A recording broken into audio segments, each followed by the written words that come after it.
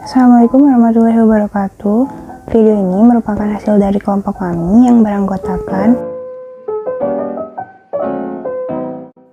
Di video ini akan membahas tentang BMKG. Selamat menonton. Sejarah pengamatan meteorologi dan geofisika di Indonesia dimulai pada tahun 1841. Bermula dari pengamatan yang dilakukan secara perorangan oleh Dr. Onen, Kepala Rumah Sakit di Bogor. Tahun 1866, kegiatan pengamatan tersebut oleh pemerintah Hindia Belanda diresmikan menjadi instansi pemerintah dengan nama Magnetisch and Meteorologisch Observatorium atau Observatorium Magnetik dan Meteorologi dipimpin oleh Dr. Bergsma. Pada tahun 1879, dibangun jaringan penakar hujan sebanyak 74 stasiun pengamatan di Pulau Jawa. Tahun 1902, pengamatan medan magnet bumi dipindahkan dari Jakarta ke Bogor. Pada tahun 1908, pengamatan gempa bumi dimulai dengan pemasangan komponen horizontal seismograf Witchard di Jakarta, sedangkan pemasangan komponen vertikal dilaksanakan pada tahun 1928. Pada tahun 1912, dilakukan reorganisasi pengamatan meteorologi dengan menambah jaringan sekunder. Pada tahun 1942, pada masa pendudukan Jepang dari tahun 1942 sampai dengan tahun 1945, nama instansi meteorologi dan geofisika diganti menjadi Kisho Kouso Kusho. Setelah proklamasi kemerdekaan Indonesia, pada tahun 1945, instansi tersebut dipecah menjadi dua.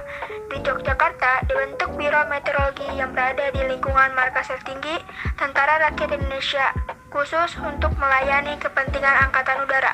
Sementara, di Jakarta dibentuk Jabatan Meteorologi dan Geofisika di bawah Kementerian Pekerjaan Umum dan Tenaga.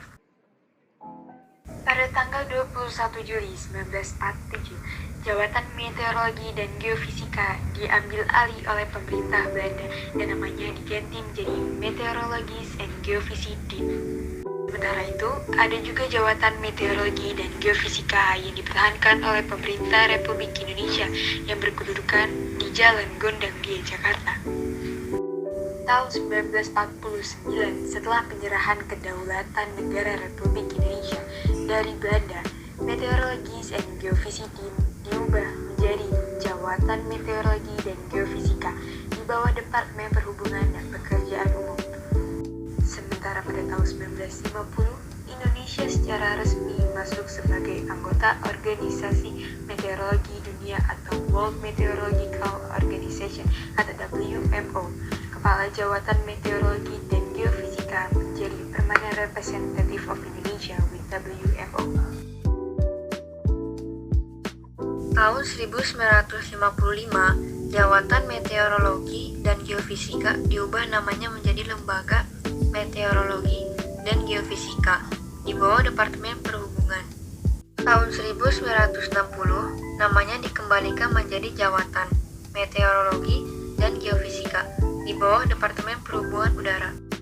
Pada tahun 1965, dilakukan penggantian nama menjadi Direktorat Meteorologi dan Geofisika, namun kedudukannya tetap di bawah Departemen Perhubungan Udara. Kemudian, tahun 1972, Direktorat Meteorologi dan Geofisika diganti namanya menjadi Pusat Meteorologi dan Geofisika, suatu instansi setingkat eselon 2 di bawah Departemen Perhubungan. Sejarah BMKG pada tahun 1980, statusnya dinaikkan menjadi instansi setingkat eselon 1 dengan kedudukan tetap berada di bawah Departemen Perhubungan. Pada tahun 2002, berdasarkan keputusan Presiden RI nomor 46 dan 48 tahun 2002, struktur organisasi diubah menjadi Lembaga Pemerintahan Non-Departemen atau LPND dengan nama tetap Badan Meteorologi dan Geofisika.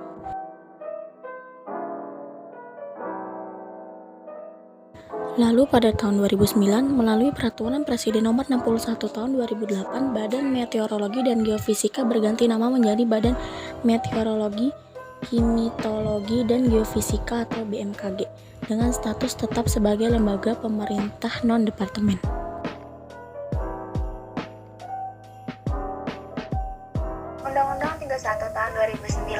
meteorologi, klimatologi, dan geofisika memiliki pengertian bahwa meteorologi adalah gejala alam yang berkaitan dengan cuaca, klimatologi adalah gejala alam yang berkaitan dengan iklim dan kualitas udara, dan geofisika adalah gejala alam yang berkaitan dengan gempa bumi tektonik, tsunami, gravitasi, magnet bumi, kelistrikan udara, dan tanda waktu. Penyelenggaraan meteorologi, klimatologi, dan geofisika dalam UU 31 tahun 2009 tentang meteorologi, klimatologi, dan geofisika adalah untuk menghasilkan data dan informasi memiliki peran strategis yang dapat dimanfaatkan untuk meningkatkan nilai tambah dari berbagai kegiatan di sektor terkait. Penyelenggaraan meteorologi, klimatologi, dan geofisika juga dimanfaatkan untuk meningkatkan keselamatan jiwa dan harta serta untuk mengurangi resiko bencana.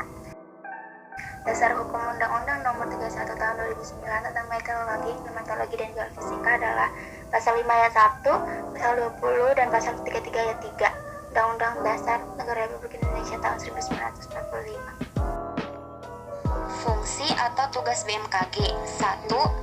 Perumusan kebijakan nasional dan kebijakan umum di bidang meteorologi, klimatologi, dan geofisika. 2. Perumusan kebijakan teknis di bidang meteorologi, klimatologi, dan geofisika. 3. Koordinasi kebijakan, perencanaan, dan program di bidang meteorologi, klimatologi, dan geofisika. 4.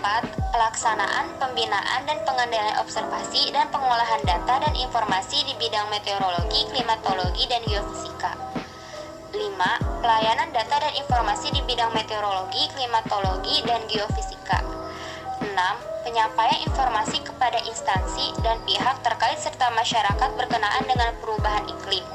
7. Penyampaian informasi dan peringatan dini kepada instansi dan pihak terkait serta masyarakat berkenaan dengan bencana karena faktor meteorologi, klimatologi, dan geofisika. Penilaian kelompok kami terhadap kinerja lembaga BMKG. Menurut kelompok kami, kinerja dari BMKG terus berjalan dengan baik. Contohnya dalam menyampaikan informasinya kepada masyarakat mengenai keadaan alam seperti gempa bumi, tsunami, iklim, suhu, dan perkiraan serta cuaca yang akan terjadi sehingga masyarakat dapat terlindungi dari terjadinya bencana alam. BMKG juga selalu membuat data yang akselerograf dan terstruktur sehingga mewujudkannya menjadi standar internasional dan berjangkauan luas. Dan menurut kelompok kami, hanya memerlukan sedikit evaluasi seperti kejadian kesalahan sistem yang mengakibatkan munculnya peringatan dini tsunami bulan Mei lalu. Lihat dari hasil penilaian kerja yang ada, BMKG telah memiliki mekanisme dan prosedur-prosedur yang baik dan jelas mengenai tata cara investasi teknologi informasi dan telah terkomunikasi dan tersosialisasikan dengan baik.